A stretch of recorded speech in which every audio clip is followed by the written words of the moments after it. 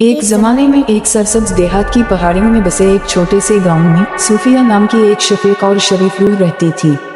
सूफिया ने अपने दिन जरूरतमंदों की मदद करते हुए गुजारे, जो इसका रास्ता अबूर करने वाले तमाम लोगों के लिए एक गर्म मुस्कुराहट और तसल्ली बख्श अल्फाज पेश करते थे।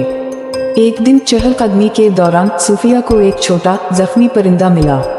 इसने उसे नरमी से उठाया और घर ले गई, उसे देखभाल और सब्र के साथ सेहत की तरफ वापस लाया।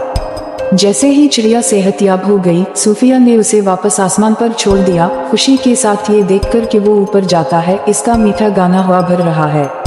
सूफिया से नावाकिफ परिंदा एक जादुई मखलूक था, जिसे कायनात ने गांव वालों की ऊंचाइयों को जांचने के लिए भेजा था, और सूफिया की बेलौस हरकत किसी का ध्यान नहीं गई थी।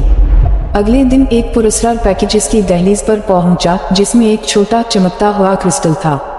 जैसे ही सूफिया ने क्रिस्टल को थाम रखा था, उसने तवानाई में इजाफा और सुकून का गहरा एहसास महसूस किया, और इस दिन के बाद से इसकी मेहरबानी को बेशुमार तरीकों से नवाजा गया। इसका बाग मुतहर्रिक फूलों से खिला था, इसके खाना पकाने में जायका की एक इजाफी चटकी भरी हुई थी, और उसकी मौजूदगी इसके आसपास के लोगों के लिए खुशी का बायस थी।